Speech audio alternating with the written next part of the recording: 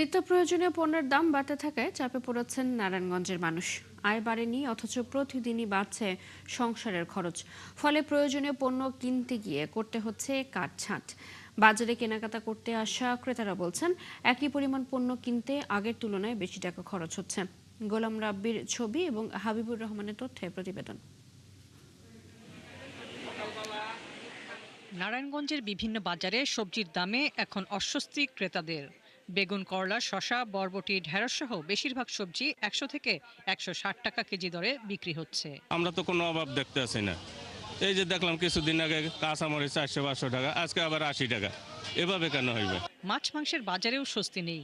পাঙ্গাস 300 থেকে 1200 টাকা, তেলাপিয়া 200 থেকে 230 টাকা, রুই 350 থেকে 600 এবং বিভিন্ন জাতের মাছ 350 থেকে 1200 টাকা কেজি পর্যন্ত বিক্রি হচ্ছে।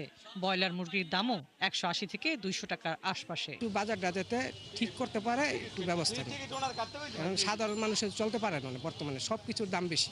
মাংসের বাজারে গরুর মাংস 750 থেকে 850 টাকা এবং খাসির মাংস 1200 টাকা বা তার বেশি দরে বিক্রি হচ্ছে। ডিমের ডজনও 110 থেকে 130 টাকার মধ্যে। ভোক্তা অধিকারের কাছে আমরা রিকোয়েস্ট করব যাতে বাজারটা মনিটরিং করা হয় নিয়মিত, তাহলে জিনিসপাতির দাম যে হুট করে বেড়ে যায় এটা নিয়ন্ত্রণ হবে আর কি। বিক্রেতাদের দাবি, অতিবৃষ্টি, পরিবহন ব্যয় বৃদ্ধি ও সরবরাহে ঘাটতির কারণে কিছু পণ্যের দাম বেড়েছে। তবে ক্রেতাদের অভিযোগ, বাজারে নিয়মিত তদারকি না থাকায় সুযোগ নিচ্ছেন কিছু ব্যবসায়ী। দেশে এরকম কি অবস্থা তৈরি হয়েছে যে আটা ময়দার দাম বৃদ্ধি পেল, এগুলোর তদারকি দরকার, যাতে কোনো সিন্ডিকেটের হাতে পড়ে আমরা সর্বশান্ত না হই। এই বিষয়ে সচেতন মহলের দাবি, বাজারে পণ্যের দাম বাড়ার পেছনে কারা দায়ী তা খুঁজে বের করে কার্যকর ব্যবস্থা নিতে হবে। সরকারের এই সিন্ডিকেটটা ভেঙে জনগণকে সেই দ্রব্যমূল্যের ন্যায্য মূল্যে দ্রব্যমূল্য কিনতে পারে সেই ব্যবস্থাটা করার প্রত্যাশা রাখছি।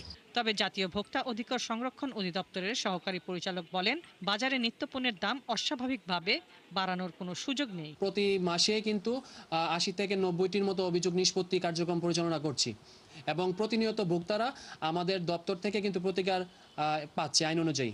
ক্রেতারা বলছেন, বাজার তদারকি জোরদার করা না হলে কাটবে না এই সংকট। হাসিবা আলী বর্ণা, ৭১।